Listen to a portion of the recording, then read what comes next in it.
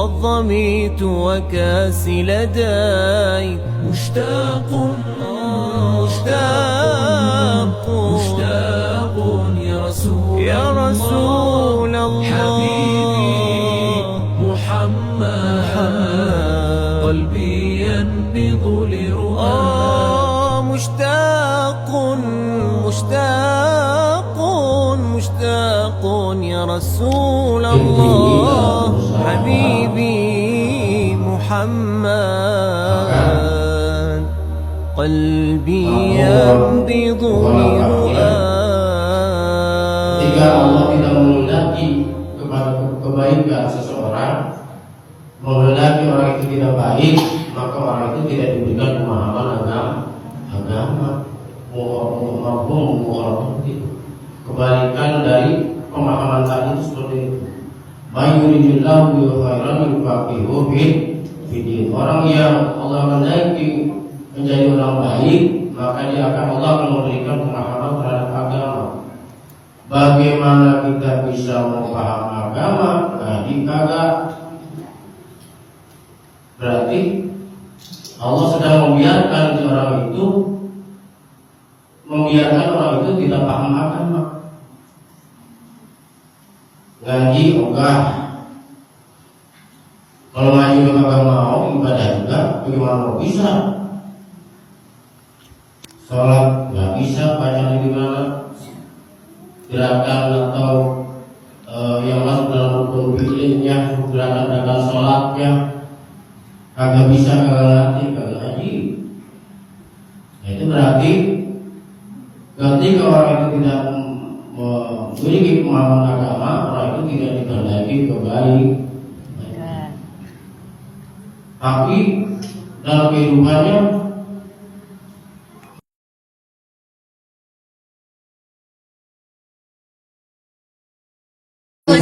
kepada guru kita bersama Bapak Ustaz Jalaluddin, kepadanya kami berseru dengan salam hormat waktu dan tempat kami bersilakan.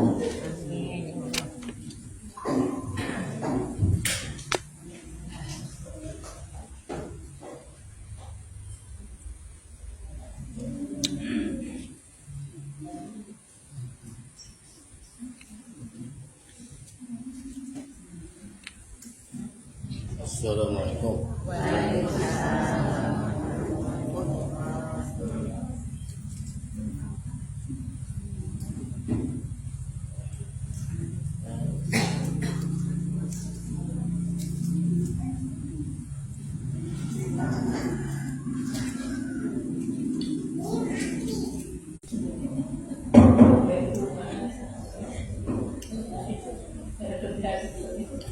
Assalamualaikum warahmatullahi wabarakatuh.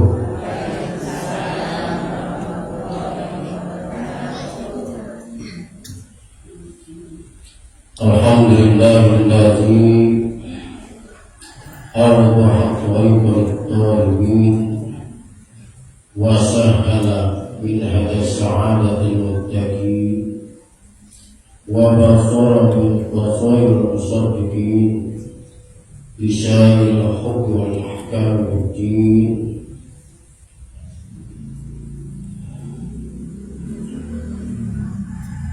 وأشهد أن لا إله إلا الله وحده لا شريك له الملك الحق المبين وأشهد أن سيدنا ونبينا محمد عبده ورسوله صادق الوعد الأمين.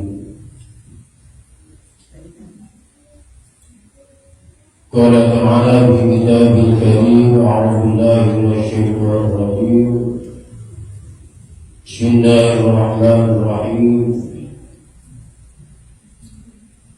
وما أمروا إلا ليعبدوا الله مخلصين له الدين وقال رسول الله صلى الله عليه وسلم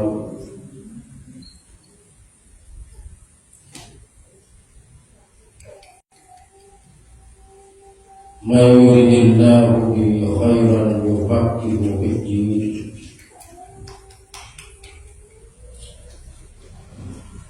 Teman-teman yang kami hormati, pengurus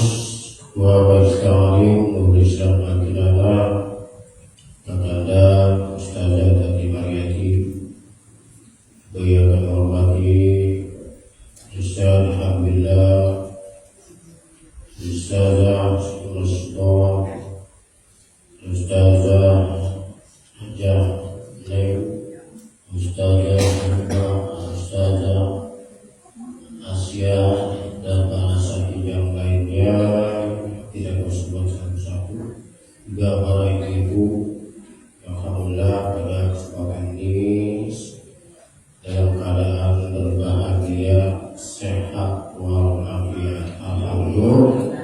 Alhamdulillah, alhamdulillah, ala ni'amillah.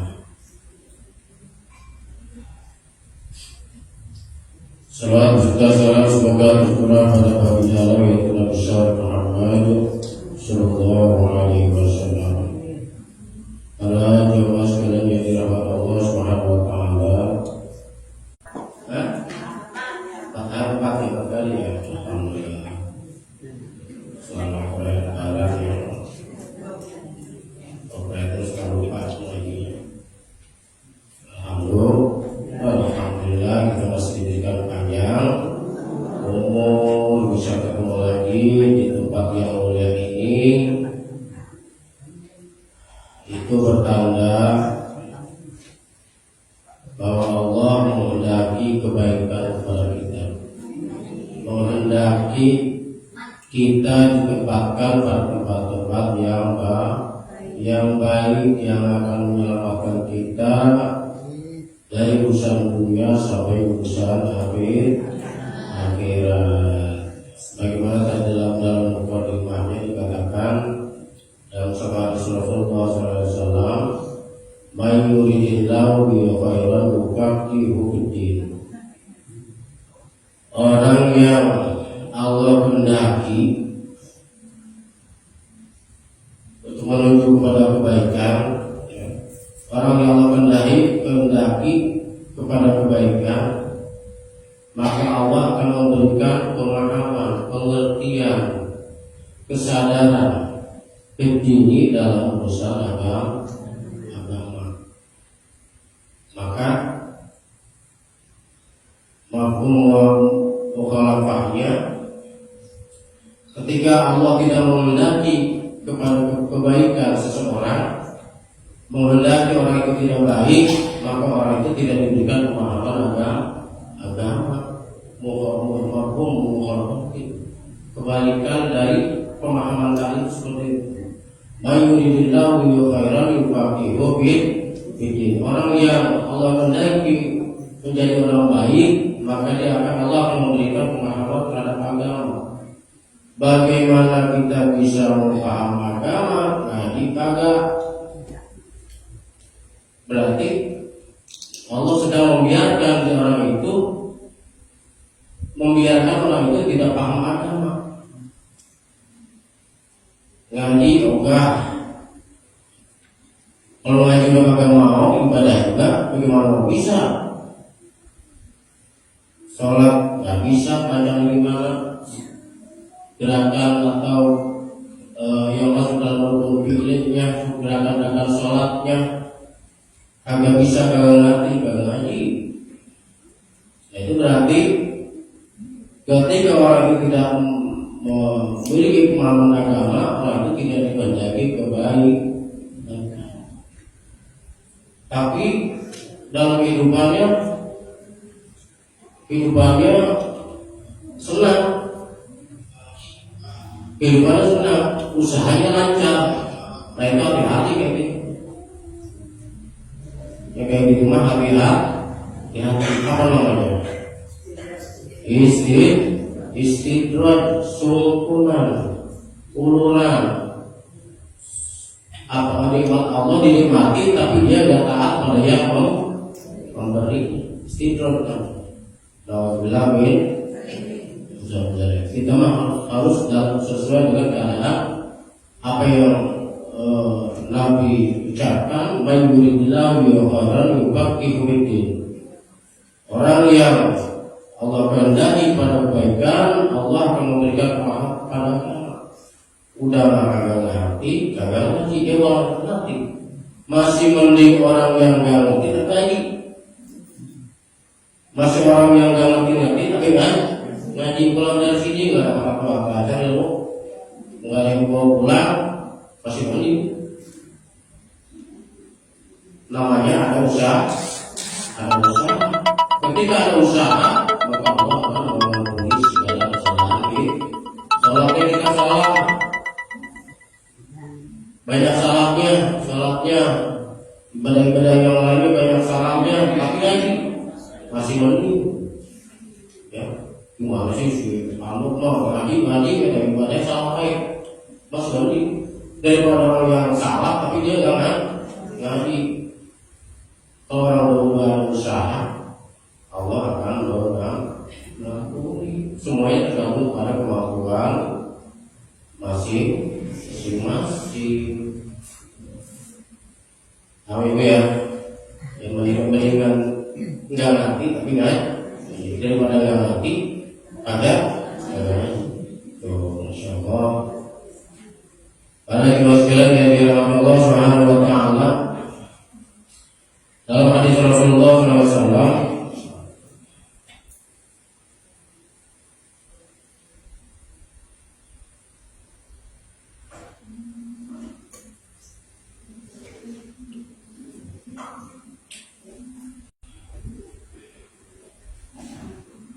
dalam hadis Rasulullah SAW, ya sering kita dengar awal bahasa bil ma'ruf wal qiyamati as sholat.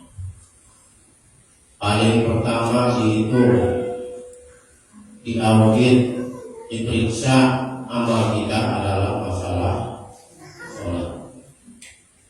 Bukan berarti yang lain diabaikan, tetap amal kita, perbuatan kita selama di dunia itu akan diperhitungkan, akan dimintai bertanggung jawaban. Jangan urusan gede, urusan kecil aja, misalkan kita habis makan daging kondangan, ya, habis makan daging, habis makan prasmanan kondangan, ada dagingnya kita makan dari gigi, dagingnya tuh dikorek-korek susah, ya, korek-korek kayak saya ini udah umur segini, makan daging dari pengunjung mau dulu pakai dongkrak, udah dongkrak baik, udah bulan segini dongkrak, tapi kalau saya tak, dongkrak baik, dongkrakan, ya, cari congkelan, itu tangan deh. Ya, pulang aja kondangan, itu tangannya nggak kerasa ngambil nyopek dikit dipakai orang, pakai bambu orang, atur bambu, kan gampang dicopek dikit ya, dibuat segede lidi lah gitu ya, copek dikit, masya Allah, tanggung jawabnya berat itu masalah itu dong, masalah berat itu, belum lagi kalau aja dari itu agar gue di kontek buat nyopek itu hisapnya Pak, pemeriksaan itu berat itu. Jangan sampai kita berganjal oleh itu orang-orang masuk surga beres hisabannya hitungannya. Kita masih itu ini baru digambarin, baru disiksa, kita mau bilangin. Kalau kita melakukan seperti itu kita berbuat apa? Walaupun pada Allah, kita minta maaf pada yang besar utangnya. Mohon maaf dulu pagarnya saya copek dikit buat ini buat jauh tinggi ampunan. Ya Allah itu akhirat sampai akhiratnya dihitungnya mudah-mudahan itu orang-orang masuk surga itu masih kita itu baik. Mudah-mudahan Insya Allah itu sangat seperti itu. Nah itu hal yang kecil tapi bertanggung jawabannya benar. Para jemaah sekalian dari Allah Subhanahu Wa Taala, pernah mendengarkan atau memahami kajian tentang sholat mungkin sebagai pengingat kita. Yang belum dengar atau yang belum pernah mengkaji tentang salah satu, ya, ada rukun qalbi, Apa itu rukun qauli? Rukun yang berada atau rukun pekerjaan hati. Rukun yang dilaksanakan oleh hati. Bagaimana hati mengerjakan rukun? Apa itu? Rukun yang bersifat ucapan ada 5 perkara. 5 perkara. Kalau kita mengucapkan Allah, mengucapkan hati doang. Yang hati sudah tadi. Ini, ya untuk kaumnya mengucapkan Allahu Akbar. Oke, Allahu Akbar. Itu ucapan bisa saja begini. Kalau ini kan bukan mengapain mana. Dan perempuan dan laki-laki beda, masing-masing punya batasan. Ya batasan dan batasan. Bahwa konsepnya rukun qauli, rukun yang bersifat ucapan yang harus ada di dalam sholat. Yang harus ada dalam sholat. Rukun yang tadi takbir, ucapan takbir qauli, Allahu Akbar. Yang kedua bacaan Fatihah.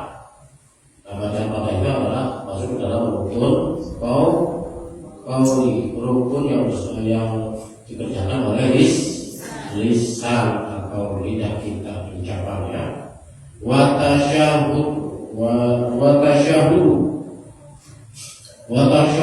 dan tasyahud. Itu adalah bacaan tasyahud itu adalah masuk dalam rukun qauli, ya, rukun sholat yang bersifat yang dikerjakan oleh lisan.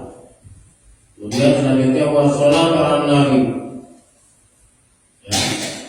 Selanjutnya adalah membaca salat pada Nabi. Tadi syahadat, tasyahud, ya. Tasyahud asyhadu an la ilaha illallah wa asyhadu an la ilaha illallah. Itu ya. Disiapkan tangannya, tunjuknya disiapkan untuk mengucapkan apa tahu asyhadu an la ilaha illallah wa asyhadu anna muhammadar rasulullah. Terus itu tunjuk mengangkat ketika lisan kita mengucapkan apa tahu asyhadu an la ilaha illallah. Dan disunahkan telunjuk agak condong ke sebelah kanan, nggak lurus itu, nggak lurus begini, agak bengkok mengarah ke sebelah kanan. Dan pandangan kita jangan kemana-mana, apalagi ke atas, apalagi ke HP misalkan, jangan. Sholat kan itu kan jangan. Iya, HP, kontrol HP jangan. Dan setelah itu dalam keadaan yang lainnya harus mata itu tertuju pada tempat kita sujud, ya, tempat sujud. Pandangan kita jangan ke atas ke kiri kanan, harus tertuju mata kita ke tempat sujud untuk supaya menjaga kekhusyuan sholat. Nah, ini juga dalam tahiyat. Mata kita tertuju pada ujung telunjuk kita, ya, tertuju pada ujung telunjuk. Kemudian telunjuknya diarahkan dan dicondong ke arah kanan. Asyhadu an la ilaha illallah wa asyhadu anna muhammadar rasulullah. Kemudian wassalat ala nabi, membaca sholawat kepada Nabi. Allahumma shalli ala Muhammad wa ala Muhammad. Allahumma shalli ala sayyidina Muhammad wa ala sayyidina Muhammad. Nah, kalau tahiyat awal itu ya, tahiyat itu kalau sholat yang 3 rakaat atau 4 rakaat itu tahiyat awalnya ada tahiyat awalnya gitu. Nah, tahiyat awal itu bacaannya hanya sampai pada Allahumma sholli ala Muhammad, Allahumma sholli ala sayyidina Muhammad. Udah sampai situ. nggak sangat jauh terusin lagi pahala Muhammad nggak sampai pada lafaz Allahumma sholli ala Sayyidina Muhammad. Jangan sampai pahala jangan sampai pahala Sayyidina Muhammad. Apa yang terusin? Ya, hanya sampai di situ untuk rakaat kedua. Yang tahiyat awal. Nah kalau untuk ayat akhirnya sampai seterusnya sampai doa yang ada dalam tahiyat banyak. Ya, Allah terima pada Allah wa masuk wa lantu wa masuk wa alwi antal wa antal akhiru la ilaha illa anta subhanaka inni kuntu minal Allahumma inna ma'udzuka min azabil qabri wa min azabil nar wa min fitnatil mahya wal mamat. Itu yang dianjurkan doa Rasulullah SAW kita dan ayat akhir itu Allahumma inna ma'udzuka min azabil qabri, ya Allah aku berlindung padamu daripada siksa kubur. Allah belum sekedar aku bersiksa kubur, berkubur bersiksa. Ya, kita berlindung pada Allah dari siksa kubur. Allah yang min azabil qabri wa min azabil nar, ya Allah berlindung padamu dari siksa api neraka, wa min azabil wa min fitnatil mahya wal mamat, dan fitnah hidup dan fitnah kematian setelah kita mati. Bila itu kepada Allah yang doa yang dianjurkan Rasulullah SAW. Ya. Kemudian yang ketiga wa fi'lin. Cara kedua tadi ya, rukun ada 3 ya tadi ya. Qauli, yang ketiga fi'li ya. Qauli fi'li ucapan hati, kemudian lisan perbuatan. Ya sebenarnya. Apa itu rukun fi'il teh? Boleh dong. Kalau udah tadi, qauli tadi niat, ya qauli niat, kemudian qauli ucapan, jadi tadi takbir Allahu Akbar, kemudian ya tadi dalam rukun qauli itu mengucapkan takbir, banyak Fatihah, tasyahud, selawat. Satu lagi pilih belum?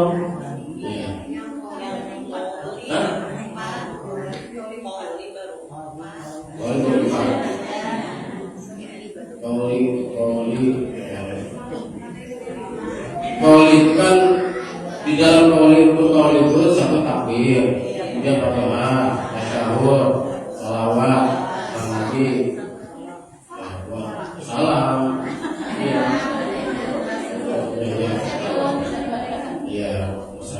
wasallam Nabi, ba'dahu wassalamu.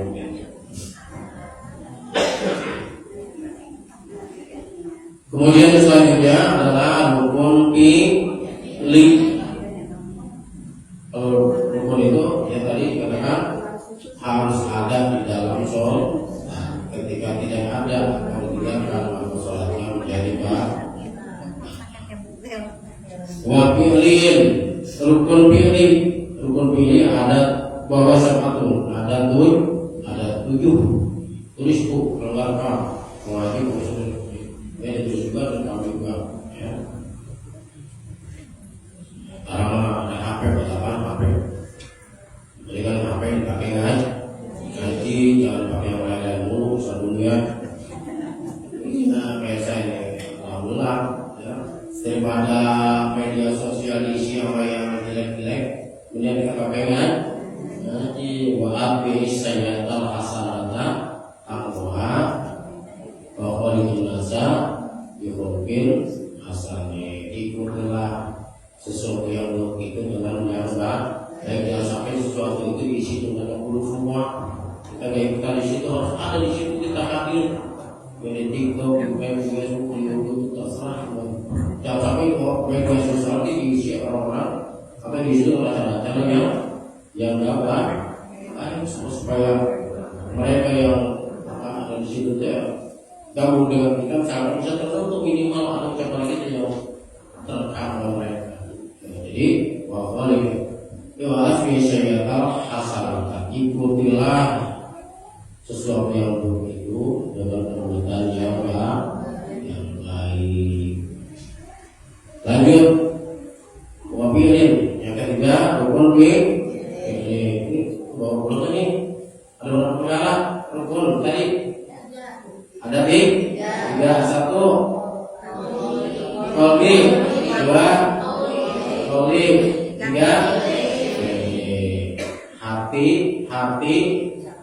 pengucapan perbuatan dan sholat ya. Apa itu rukun ini? Semuanya 7. Pertama al-qiyam, berdiri itu masuk dalam rukun.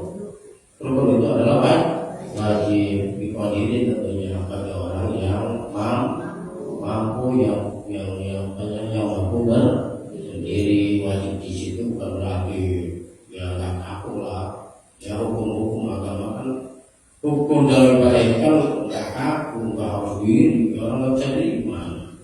Ya ada tata cara tersendiri. Bagaimana sholat duduk, bagaimana sholat berbaring, bagaimana sholat rentang, bagaimana kalau bisa sholat acam. Kalau nggak sama bisa sholat acam namanya kudu sholatin bersama. Al-qiyam pertama berdiri. Jangan juga boleh mengandalkan Islam harus diri. Harus dipaksain sendiri. Ketika kita misalkan imam bacaan panjang dari ini sudah sinu dan ini ya mudah-mudahan 10 banget lah. Nah udah gak diri pertama jadi itu sudah sama sekuatnya masih panjang juga dulu kemudian udah kuat lagi diri lagi gitu ya. Jadi bingung ini yang udah lemah ya karena sakit dan lain sebagainya. Nah itu bisa kita kondisikan seperti itu ya. Misalnya kita imam baca panjang luar kita nggak buat di lawan, kita dulu kemudian kita kembali berdiri, kemudian melanjutkan mengikuti imam. Kemudian yang selanjutnya rukun pilih ya rukun itu masuk dalam rukun pilih. Bagaimana rukun?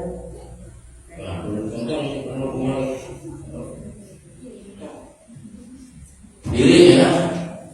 Tadi pertama diri. Kalau untuk lebar kaki, jarak kaki antar kaki ya itu sibron. Sibron itu ada sejauh jarak antara kaki kita dengan kaki kita itu sejauh sibron. Jadi kalau mau sholat kalau ukur jangan sekali ya. Kira-kira aja dikira-kira. Jadi kalau sholat jangan ukur dulu. Itu mah dikira-kira kita ya sejengkal sibron sejengkal berdiri ya. Allah Akbar. Kemudian ruku. Bagaimana ruku? Ya, ini nggak ada perbedaan yang ruku antara laki-laki dan bersama. Ruku dan harus seperti sahifah. Sahifah itu seperti kapal. Ruku. Ya, antara pundak dan kepala sama lurus seperti tasawuf seperti papa. Kemudian pandangan mata bukan berarti kita memandang sujud kita di situ, bukan. Sujud kita posisi kita seperti ini. Pandangan mata kita berada di tempat sujud, bukan tempat sujud yang kita ada di tempat tidak kita, bukan. Kalau posisi mata kita memandang tempat sujud itu posisi di tidak kita berarti begitu. Berarti nggak rata ini.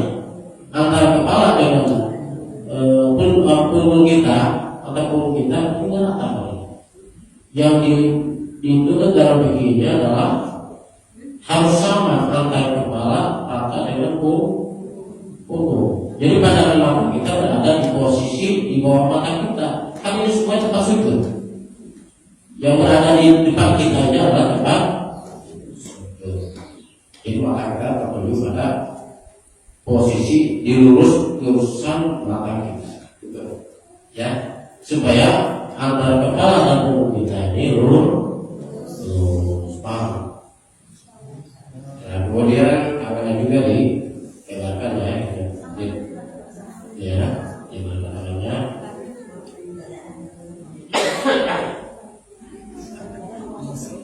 Oh, begini prakteknya ini. Ya, ini karena ini sangat penting ya. Karena ini hal yang sangat penting bagi kita sebagai amal yang paling utama. Yang pertama itu yang bisa melakukan masalah soal. Terus kita perbaiki, ya. Kita perbaiki masalah sholat kita. Kemudian tidak ada masuk dalam rukun kau apa itu tidak apa sih?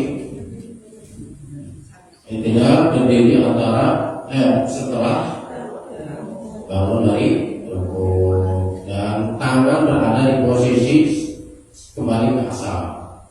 Apa mau begini lagi apa?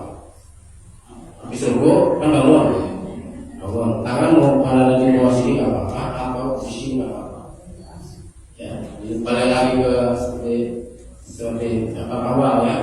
Jika sholat posisi lain apa-apa. Tidak, kemudian sujud. Nah, sujud nih itu masuk ke dalam rukun fi'li. Ya, sujud. Bagaimana sujudnya laki-laki dalam perempuan? Ini beda nih. Beda ya. Sujudnya perempuan ini sibuknya jadi mukarin. Ya, kalau laki-laki dibuka apa-apa kalau laki-laki mah. Kalau laki-laki sibuknya dibuka apa-apa. Bahkan ada sekali sampai terlihat putihnya ketiak Nabi. Ya, sampai terlihat putihnya ketiak Nabi. Berarti terbuka bagi laki-laki, ya. Sampai terlihat putihnya ketiak Nabi dalam hadisnya. Kalau perempuan beda dengan laki-laki, jangan dibuka, jangan buka. Ya, harus dirapetin, tangannya harus dirapatkan gitu. Ya, dirapatkan. Ini ya. Jadi sikunya dirapatkan dengan badan itu bedanya dengan laki-laki dengan perempuan. Wah, yang sama ini sama laki-laki beda. Ya, ya itu jika itu jangan masalah itu mulai udah tahu yang lain kalau kita, ya kalau kita udah tahu nih kita dipraktekkan supaya kita juga jangan lupa dan ada lagi yang kita mana sholat kita benar nggak? Itu supaya kita juga nggak lupa, anak juga bisa mengingatkan kita. Itu namanya amal jarinya, ya. Jadi ilmu kita manfaatkan orang lain, ya maka kita dapat paham. Wa kurus baina sajdatain. Yang selanjutnya kembali duduk antara dua sujud. Wa duduk kita syahur. Dan selanjutnya duduk di dalam tasyahud akhir tertib yang tertib. Mungkin saja apa mau baca semua ini? Besok nih. Ya, kayaknya mudah manfaat. Saya mau pulang dan saya amalkan. Ya, dan selanjutnya terus tetap kita perbaiki, kita evaluasi secara ibadah kita. Demikian. Kurang lebih mohon maaf. Assalamualaikum warahmatullahi wabarakatuh.